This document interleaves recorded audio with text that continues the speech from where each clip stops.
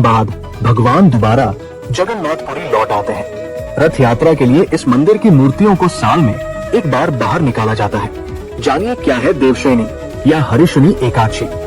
आषाढ़ माह के शुक्ल पक्ष की एकादशी को देव सजाते हैं, इसलिए इसे देवशयनी एकादशी कहते हैं। इस एकादशी को देव सोने के बाद विवाह भी नहीं होते हैं। इसके बाद जब कार्तिक माह की शुक्ल एकादशी को देव उठते हैं तब विवाह भी आरंभ हो जाते हैं और उस एकादशी को देवोठनी एकादशी कहते हैं। आषाढ़ की इस एकादशी को व्रत करके भगवान का नया बिछौना बिछाकर भगवान को सजाना चाहिए और रात भर जागरण कर पूजा करनी चाहिए।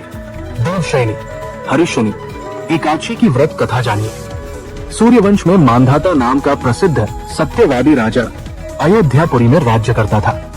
एक बार उसके राज्य में अकाल पड़ गया, प्रजा भूखों मरने लगी, हवनादि शुभ कर्म बंद हो गए। राजा को बहुत कष्ट हुआ और वो वन की ओर चल दिया। चलते हुए वो अंगिरा ऋषि के आश्रम में पहुंच गया और ऋषि से बोला, हे सप्तऋषियों में श्रेष्ठ अंगिरा जी, मैं आपकी शरण में आया हूँ। मेरे राज्य में अकाल पड़ गया है। प्रजा कहती है कि राजा के पापों से प्रजा को दुख मिलता है। मैंने अपने जीवन में किसी प्रकार कोई पाप नहीं किया। आप दिव्य दृष्टि से देखकर बताएं कि अकाल पड़ने का कारण क्या है। अंगिरा ऋषि बोले, सत्युग में ब्राह्मणों का वेद पढ़ना और तपस्या करना धर्म है, परंतु आपके राज्य में आजकल एक शूद्र तपस्या कर रहा है। शूद्र को मारने से दोष दूर हो जाएगा, प्रजा सुख पाएगी। मांधातार बोले, मैं उस निरपराध तपस्या करने वाले शूद्र को नहीं मारूंगा। आप इस कष्ट से छूटने का कोई और सरल उपाय बताइए। ऋषि बोले, सरल उपाय बताता हूँ। भोग तथा मोक्ष देने वाली देवशयनी एकादशी है, इसका विधि पूर्वक व्रत करो। उसके प्रभाव से चातुर्मास तक वर्षा होती रहेगी। इस एकादशी का व्रत सिद्धियों को देने वाला तथा उपद्रवों को शांत करने वाला है। मुनि की शिक्षा से मांधाता ने प्रजा सहित देवशयनी एकादशी का व्रत किया और कष्टों से छूट गए। इस एकादशी का महात्म्य पढ़ने या सुनने वालों को अकाल मृत्यु के भय से मुक्ति मिलती है।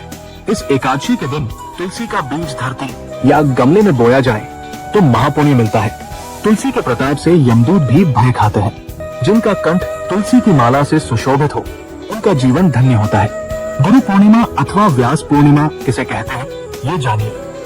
व्यास पूर्णिमा को ही गुरु पूर्णिमा कहते हैं। ये पूर्णिमा आषाढ़ माह की पूर्णिमा को मनाई जाती है। आदिकाल में विद्यार्थी गुरुकुलों में शिक्षा प्राप्त करते थे। छात्र इस दिन श्रद्धा भाव से प्रेरित होकर अपने गुरु का पूजन करके अपनी शक्ति अनुसार दक्षिणा देकर उन्हें प्रसन्न करते थे। इस दिन पूजा से निवृत्त होकर अपने गुरु के पास जाकर वस्त्र, फल